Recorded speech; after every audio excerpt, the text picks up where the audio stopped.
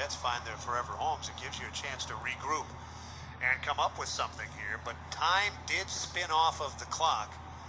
And with 9 seconds left, you don't have to take a three. You do have a timeout, so you can advance the ball one more time. But boy, those were precious seconds that they took back getting that ball into the forecourt. They were, and you can see what Nate Bjorkgren was thinking there. Can we get a quick look in transition, and can especially we get it for three? But when that didn't happen, Sabonis looked a little frustrated that the timeout came. But you're down to 10 seconds. You need a good look here quickly, whether it's a two or a three. And with the timeout, you can still get a quick look for two if they hound that three-point line. So Bjorkgren will huddle his group up here with 9.9 seconds remaining. And we will see who he enters in on the floor, and if it's a different group than he brought in. And keep this in mind, some coaches will foul in this situation, putting you on the line, where you can only get 2 points. 9 and 10 seconds, though, is a little early for that. It is, and that's also why I think he calls the timeout then and doesn't have to rush himself or limit his options with 10 seconds remaining. Both teams in the penalty. The Pacers have one timeout left, Los Angeles 2. Brogdon will play it in. Starters are on the floor, starters are on the floor. And now the inbound pass is stolen. Caldwell Pope intercepted the inbound pass with 8.5 seconds to play. A critical Indiana turnover, their 7th of the fourth quarter.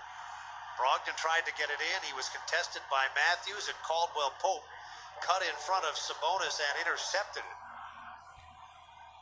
This is something that's bothered the Pacers in recent games, the propensity for turnovers. They were good tonight until the fourth quarter.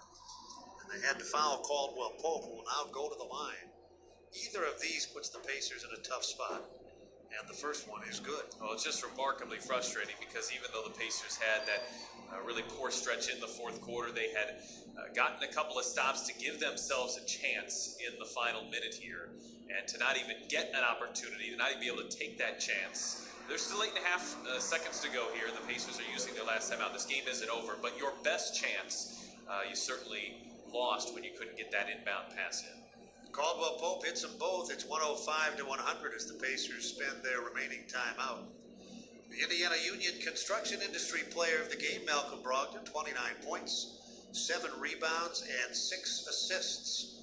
The Indiana Union Construction Industry appreciates the role that skill and effort play in producing a positive outcome. The Lakers have gotten 24 points and 13 rebounds off the bench from Kyle Kuzma, and he is our Kroger Performer of the Game. Kroger proudly presents the performance of the game. Kuzma had a season-high 25 in their last game with 13 rebounds, and he's built on that with 24 and 13 rebounds for Kuzma. A season-high tying 13. He had the season-high in their last game, the loss to Sacramento in the last game previous to the All-Star break. So it looks like the Pacers will start this treacherous 3-game road trip with a loss. Down 5 with 8.5 to go. It's not the loss as much as it is losing a 12-point fourth quarter lead. And when you consider the schedule like you just did, any opportunity for a win is golden during this stretch. And when you lead by 8 after the first 3 quarters and you get up by 12 in the fourth, no guarantee of a win, especially on the road, but frustrating if you don't get it. Inbound to Sabonis, the clock starts to tick. The Pacers need a minimum of 2 scores. Sabonis has it, steps back, fires a 3, he beat the clock. But it's an air ball, and even had he made it, it would have left the Pacers 2 points shy. So Indiana plays well enough for 3+ quarters, building a 12-point lead on the road, but they cannot close. The Lakers outscored Indiana by 17 points the rest of the way, and they beat the Pacers 105 to 100. For Indiana, the 6th